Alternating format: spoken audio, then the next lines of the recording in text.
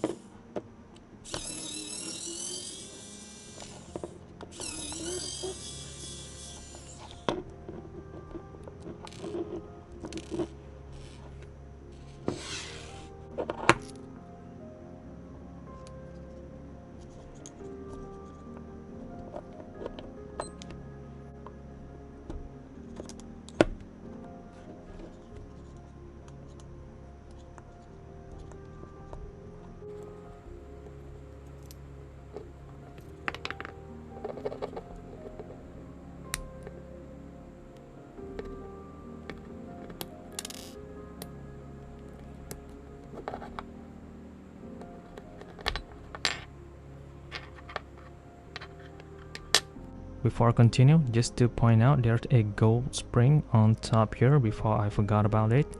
I'm guessing that's to off the connection to the circuit board all the way to the back plate, all the way to the front, and touch this metal piece. This is still solid, pretty thick and hefty.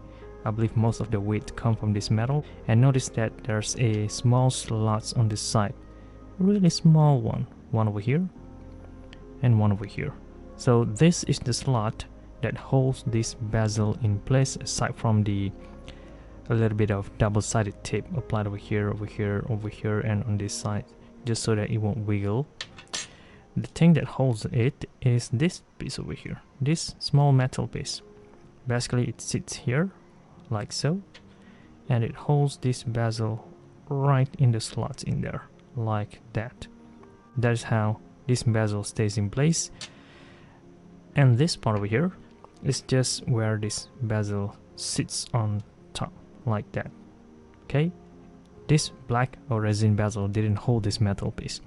This metal piece does, and indeed this metal piece was locked with the screws on the side, so technically they kind of integrate together really well. Casio could just easily made a DW5600 style watch bezel where it's just a singular piece, but no, they gotta do something different, and I appreciate the efforts, and this is really cool. That shows quality and shows refinement and thoughts that goes behind the design of this watch. Now the body itself, well, looks pretty standard, not carbon core. Oh, that gold spring just falls down. Let me put this aside so I won't lose it. Now let's proceed to remove the cover on the back by removing all 4 screws and take the movement out, then disassemble the entire piece just to compare the quality or how much different this movement is in comparison to the GBD-100. Since they both have same functions, I'm curious to see if Casio did tweak a little bit here and there to make them different or just recycle them. Let's see.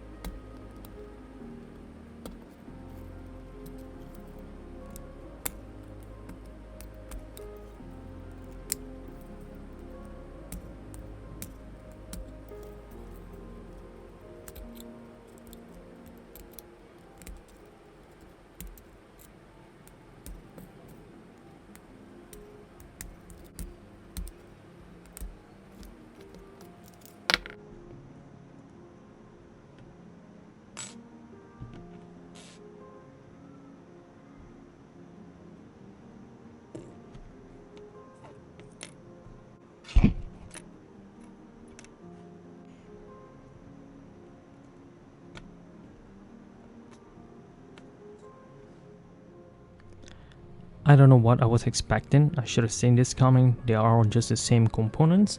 Their circuit board looks exactly the same, except this processor has different codes on top of them, guessing for the different functions and different interface. Now if you look on this other side of the circuit board, it also has similar great looking pattern, nicely designed, great build quality.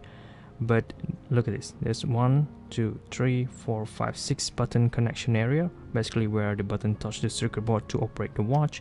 In this case, this watch only have 5 buttons, one over here at the front, and 2 on the side.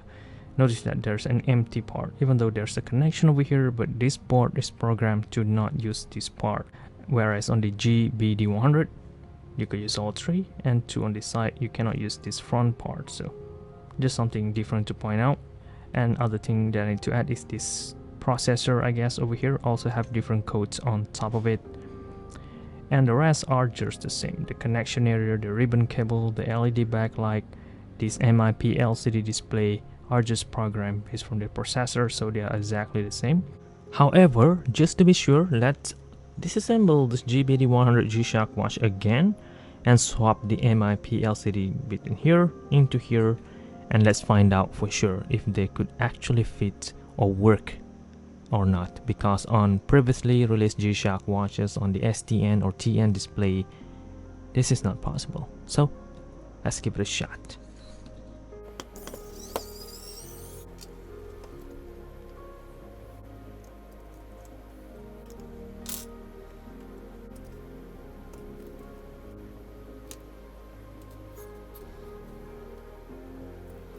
This one on the left side belongs to the GBD-100 with a code of E23. On the right side belongs to the GBX-100 with a code of I cannot see it, 86. So remember the number and let's unlock this thing.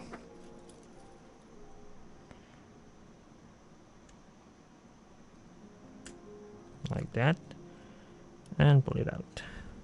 Let me put this aside. Same goes with this part.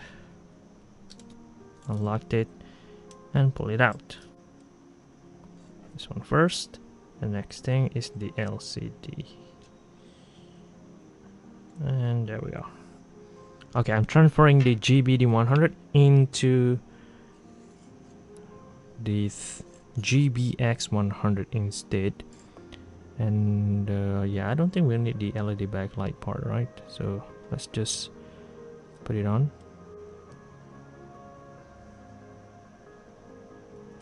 Like so. And lock it back. Done. Just fold it. Slide the battery in there. Lock it back into place. Put the connector. And just... I think I could just connect them all just by placing this circuit board on top, right? That should work already.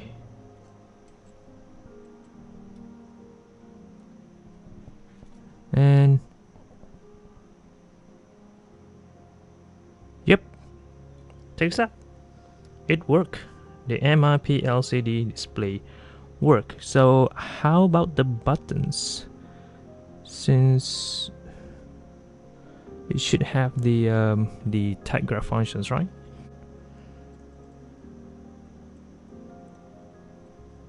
Oh, yep. All right, I managed to enter tight graph mode, and ta-da! It worked. All right. Now I'm just gonna release this circuit board off. The display should be off. Oh, it's still on. Oh, wow. Oh, wow. This is cool. All right. Let's see now how long it's gonna take for the capacitor to finish off the extra juice that it has left. Right, that was about 5, almost 10 seconds. That is a high quality capacitor they use in there. Really nice. Really nice, really nice. Okay, now I'm gonna need to wait, which one? Oh, this is the GBD-100. Yeah, because I haven't removed the tape yet. Okay, now let's swap the LCD. Or, you know what? I could just use this LCD and leave it as it is because it will still work. So with that said, if your LCD, let's see now, burnt in the future, you could find a replacement from either a GBD-100 or a GBX-100. That gave us a lot more options because the GBD-100 is cheaper in comparison to the GBX-100 if you were to buy the whole watch just to scrap for parts. Something new, something that is useful, and I'm certain if Casio were to use a similar MIP LCD on different G-Shock in the future, we could still use them, providing if they have same cutout like this, which is really nice. Okay, I guess that will summarize everything already, right? Aside from the backplate, just to add, the GBX has different shape O-ring over here. Look at that, look at the shape of this thing. Whereas on the GBD, just curve. There's that. Of course, the casing will be different as well because you're gonna need to provide the slots for the O-ring. And if you want to change this button, just in case you don't like the white colorway, just remove the E clip down there like you could do on any other G-Shock. So that part is pretty standard. Okay, the rest are just the same, including these vibration motors down here, so you could swap those as well just in case yours break. All right, that will summarize everything for this GBX/GBD-100 quick comparison, and I'm gonna need to assemble this all back, and yeah, this should work.